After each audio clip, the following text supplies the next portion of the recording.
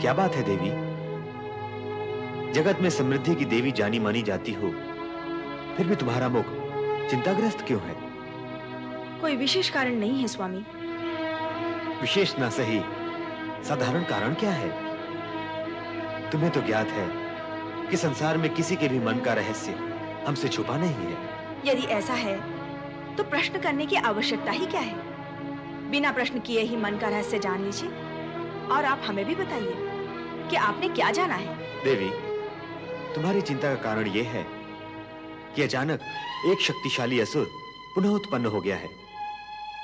वो तीनों लोकों में उपद्रव उत्पन्न अवश्य करेगा तथा समृद्धिवान प्राणीजनों को कष्ट देगा, धर्मात्माओं के लिए भी संकट उत्पन्न करेगा और देवताओं को भी पीड़ित करेगा। अर्थात सृष्टि की संतुलित व्यवस्था में बाधक बनकर वे उसे असंतुलित करेगा। स्वामी, आपने मेरी मन की आशंका को जान लिया है। मैं भी विचार करती थी कि भगवान शिव को ऐसा भयानक असुर इस जगत में प्रकट करने की क्या आवश्यकता थी। देवी, जिस आवश्यकता को तुम नहीं समझ सकी हो, उसे भगवान शिव ने समझकर ही प्रकट किया होगा। अर्थात अनेक बार की घटनाओं से यह स्पष्ट है कि भगवान शिव लीला आरंभ में विचित्र, अनावश्यक और भयावह प्रतीत होती है, किंतु उसके गर्भ में सदा ही धर्म रक्षा, प्राणी मात्र का कल्याण और सर्वहित ही निहित होता है। इसलिए व्यर्थ की चिंता का त्याग करो और अपने मन को प्रफुल्लता की दिशा की ओर ले चलो। नारायण नारायण, श्री हरि विष्णु और माता लक्ष्मी नारद का प्रणाम स्वीकार करें। आओ नारद। श्री हरि, मैं आज तुम जलंधर के विषय में समाचार लाए हो। नारायण नारायण, जिसका ज्ञान आपको है वो समाचार कहाँ रह जाता है श्री हरि।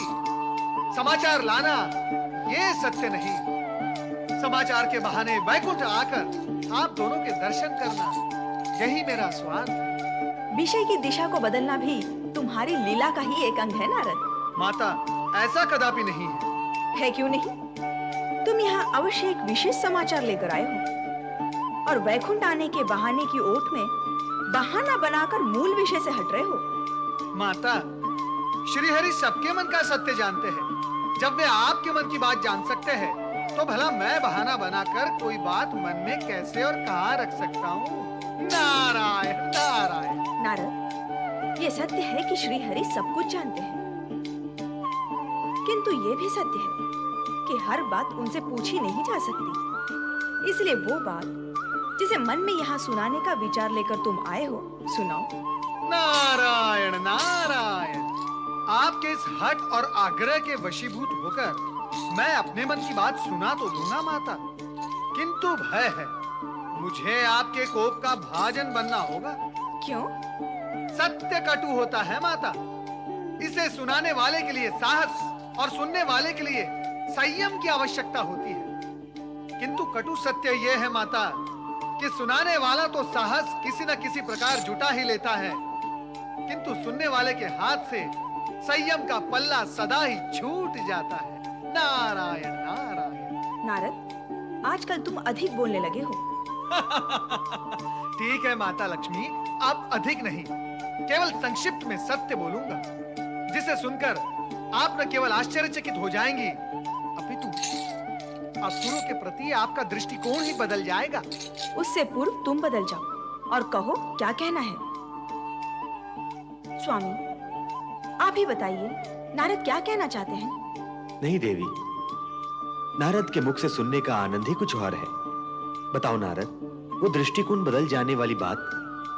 तो सुनो माता, असुरराज जलंधर आपका छोटा भाई है, अर्थात आप उसके कल्याण के विषय में विचार करें, विनाश के विषय में नहीं। नारद, अपने बड़ों से विनोद और हास परिहास अपनी मर्यादा की सीमा में रहकर ही करना चाहिए। क्षमा माता क्षमा,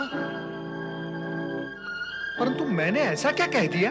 असुर जाति में मेरी गणना करके ये पूछ रहे हो कि क्या कह दिया? नहीं नहीं नहीं नहीं माता, नहीं नहीं, मैंने ऐसा तो नहीं कहा। असुर राज जलंधर को मेरा भाई कहने का क्या स्पष्ट अर्थ ये नहीं हुआ कि मैं भी असुर हूँ? नहीं। और स्वामी, आप भी ऐसा अप्रिय विनोद मौन रहकर सुन और सहन कर रहे हैं। सत्य तो मौन रहकर ही सुना जाता है देवी। विरोध तो असत्य का किया जाता है। स्वामी आप भी नारद की बातों में आ गए। तर्क वितर्क की सारी संभावनाएं इस सत्य के नीचे दब गई हैं देवी कि जलंधर तुम्हारा छोटा भाई ही है। ये आप क्या कह रहे हैं स्वामी? ऐसा कैसे हो सकता है? ऐसा ही है देवी। तुम्हारा जन्म सागर मंथन के समय समुद्र के गर्भ से ही हुआ था। हाँ, मेरा जन्म अवश्य समुद्र के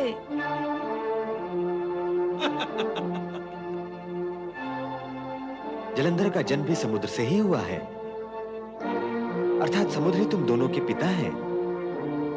अब आप ही बताएं माता लक्ष्मी कि आप जलंधर की बहन हैं अथवा नहीं। नारायण नारायण, जिसे आप मेरा अप्रिय विरोध समझ रही थी माता, वही अटूट सत्य निकला। इस सत्य को स्वीकारने में तुम्हें कोई आपत्ति नहीं होनी चाहिए देवी। अब आप ही निर्णय करें माता लक्ष्मी कि आपको जलंधर से घृणा करनी चाहिए अथवा प्रेम। प्रभु, क्या नारद यहाँ आपकी प्रेरणा से आए थे? जगत के सारे कार्य कहीं ना कहीं किसी ना किसी से प्रेरित होकर ही होते हैं।